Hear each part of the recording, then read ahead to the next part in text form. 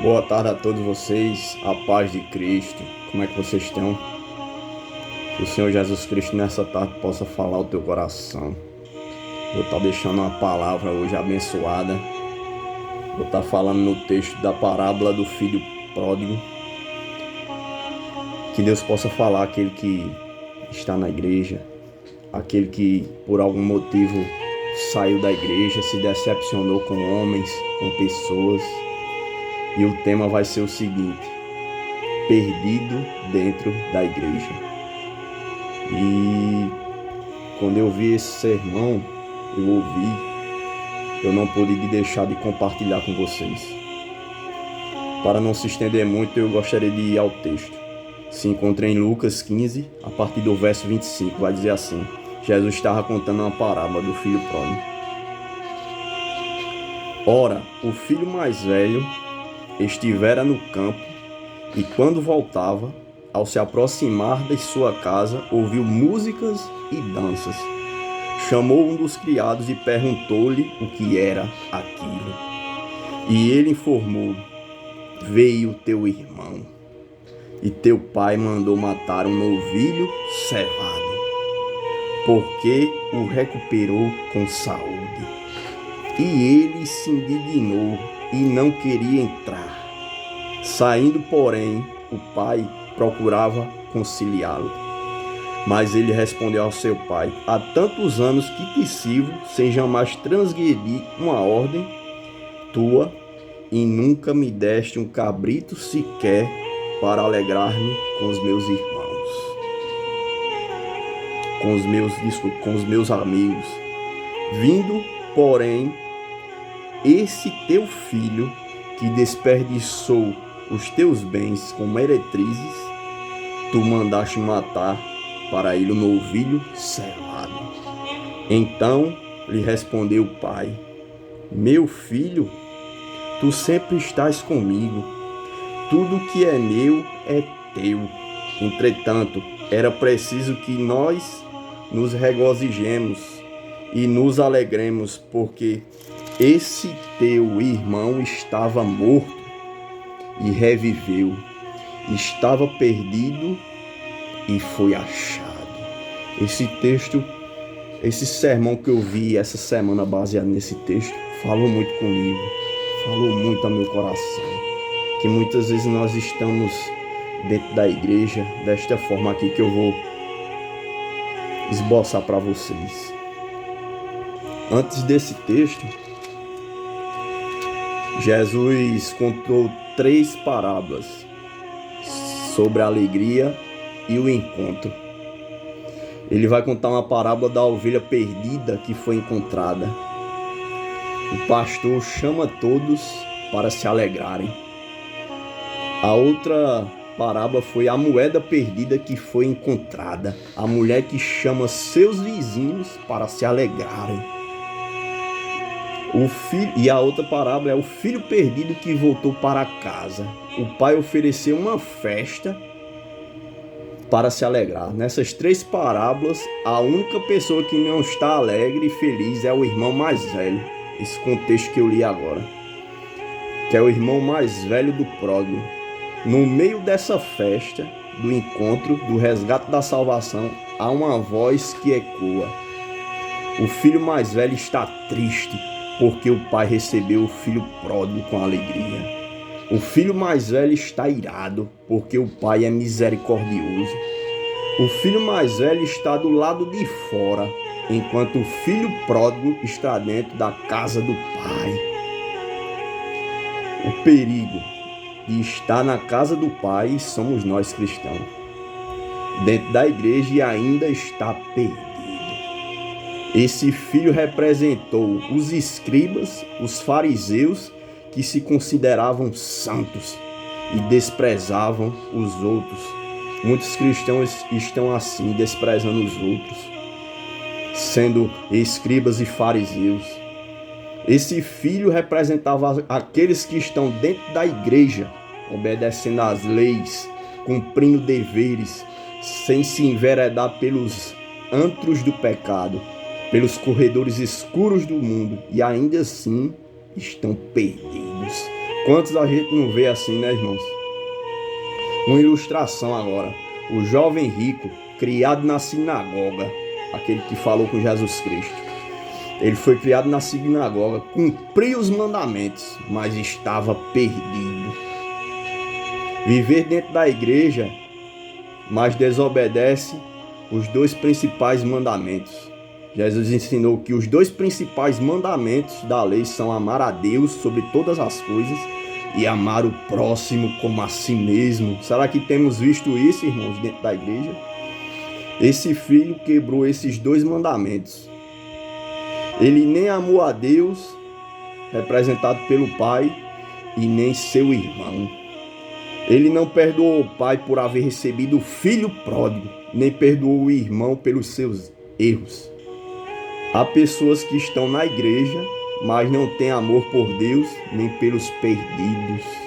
Estão na igreja, mas não amam seus irmãos. É desse jeito, irmãos, que nós temos contemplado. Vive dentro da igreja, mas está confiado na sua própria justiça. Ele era veloz para ver o pecado do irmão, mas não enxergava os seus próprios pecados. Ele era cáustico para condenar o irmão. Quantos não tem nos condenado dentro da igreja? Enquanto via-se a si mesmo como um padrão de obediência. Muitos cristãos estão se mostrando um padrão de espiritualidade, de obediência, mas dentro de si Deus tem contemplado os seus erros e suas falhas. Os fariseus definiam o pecado em termos de ações exteriores e não atitudes íntimas. Eles eram orgulhosos de si mesmos, como o profeta Jonas. Esse filho mais velho obedecia o pai, mas não de coração. Ele trabalhava com intensidade, mas não por amor. É verdade. Vive dentro da igreja, mas não é livre. Quantos a gente não vê? Quantos eu não conheço assim? Ele não vive como livre, mas como escravo. Sua religião é rígida. Ele obedece por medo ou para receber elogios. Faz as coisas certas com a motivação errada. Sua obediência não provém do coração. Ele anda como escravo. Versículo 9 do capítulo 15. Ele anda como escravo. O verbo servir como escravo. Ele nunca entendeu o que é ser filho. Nunca usufruiu nem se deleitou do amor do Pai. Ser crente para ele é peso, é um fardo, uma obrigação pesada. Ele vive sufocado, gemendo como um escravo. Está na igreja, mas não tem prazer. Obedece, mas não com alegria. Está na casa do Pai, mas vive como escravo. Vive dentro da igreja, mas está com o coração cheio de amargura. Eita, é desse jeito. Eita, o complexo, outro ponto aqui, um complexo de santidade. Eles rejeitam os marginalizados. Verso 29 e 30 do capítulo 15 de Lucas. Ele estava ancorado orgulhosamente em sua religiosidade, arrotando sua santarrice discriminatória. Só ele presta. O pai e o irmão estão debaixo de suas acusações mais veementes. Sua mágoa começa a vazar. Para ele, quem erra não tem chance de se recuperar. No seu vocabulário não tem a palavra perdão. É verdade. Na sua religião não existe a oportunidade de restauração. Quantas igrejas estão fazendo isso até com os servos? Porque eles erraram e não acolhe, não chama, dizendo para eles: vocês erraram, mas vocês têm restauração. Para Cristo vocês têm restauração. Sentem-se injustiçados pelo Pai. Acusa o Pai de ser injusto com ele, só porque perdoou o seu irmão. Na religião dele não havia espaço para misericórdia, perdão e restauração. Ele se achava mais merecedor que o outro. Sua religião estava fundamentada no mérito pessoal e não na graça de Cristo. É a religião da lei, do legalismo. e não da graça nem da fé que opera pelo amor. Eita glórias! Ele não perdoa nem restaura o relacionamento com o irmão. Versículo 30. Ele não se refere ao pródigo como irmão, mas diz, esse teu filho. A Bíblia diz que quem não ama seu irmão está até agora em trevas. É desse jeito. Ele desconhece o amor, ele vive mergulhado no ressentimento. Ele vê seu irmão como rival. O ódio que ele sente pelo irmão não é menos grave que o pecado de dissolução que o pródigo cometeu fora da igreja. Gálatas 5, 19, 21. A Bíblia fala sobre 3 pecados na área da imoralidade e usa 9 na área de mágoa, ressentimento e ira. A falta de amor é um pecado tão grave como o pecado da vida imoral e dissoluta. O ressentimento, o insoluto do pai e do irmão. Quando uma pessoa guarda ressentimento, irmão, no coração pelo irmão que falhou, perde também a comunhão com Deus, perde a comunhão com o Pai. Ele se recusa a entrar e fica fora da celebração com o Pai e com o irmão. Ele se mergulha na amargura. Ele diz ao pai, esse teu filho, mas o pai corrige e diz-lhe, esse teu irmão. Versículo 30 e 31 do capítulo 15 de Lucas. Vive dentro da igreja na presença do Pai, mas anda como solitário. Versículo 31. Eu tenho visto muitos assim, dentro da igreja, mas estão solitários. Ele anda sem alegria, sem amor, sem prazer. Vive na casa do Pai, mas sente-se escravo. Está na casa do Pai, mas não tem comunhão com Ele. Eita glória! Quantos estão na igreja, mas nunca sentem o amor de Deus, a alegria da salvação, o prazer de pertencer a Jesus, a doçura do Espírito, da presença do Espírito Santo. Vive como órfãos, sozinhos, curtindo uma grande solidão, insatisfação dentro da casa do Pai. Vive dentro da igreja, mas não se sente dono do que é do Pai. Versículo 31. Ele era rico, mas estava vivendo na miséria. Muitos hoje estão vivendo um cristianismo pobre, vive sem alegria, sem banquete, sem festa na alma, trabalhando, servindo, mas sem alegria. É desse jeito. Deus tem uma vida abundante. João 10:10. Deus tem rios de águas vivas. João 7:38. Deus tem riquezas insondáveis no Evangelho. Efésios 3:14.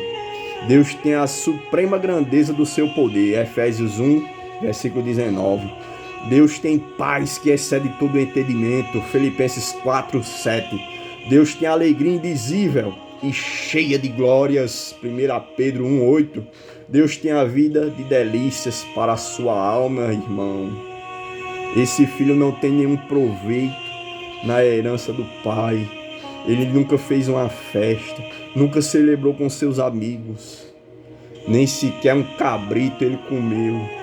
Ele nunca saboreou as riquezas do pai. Ele não tem comunhão com o pai.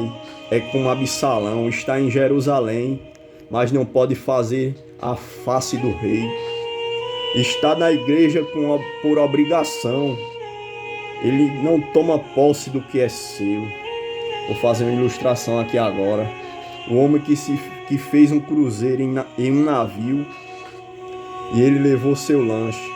Vendo as pessoas comendo os pratos mais deliciosos, guardou dinheiro para comer uma boa refeição no último dia. Só então ficou sabendo que todos aqueles banquetes já estavam incluídos. Vou fazer uma conclusão para a gente terminar. O mesmo pai que saiu ao encontro do filho pródigo para abraçá-lo, saiu para reconciliar este filho, versículo 31. O remédio para esse filho era o mesmo para o outro: confessar o pecado, confessar o seu pecado. Mas ele ficou do lado de fora, agora perdido dentro da casa do Pai. Quantos de nós estamos assim, irmãos? Não fique você aí do lado de fora. Venha, desfrute da festa de Deus, que Deus preparou. Deus já preparou nos céus uma grande festa. A mesa já está pronta da grande ceia. Haverá festa nos céus quando Cristo voltar, irmãos. E já começa aqui e agora, na terra. Eu costumo dizer que o reino dos céus já começou aqui na terra. Quando Jesus Cristo foi assunto ao céu, já iniciou a festa. Eita, aleluia. Vocês fiquem na paz de Cristo nessa tarde.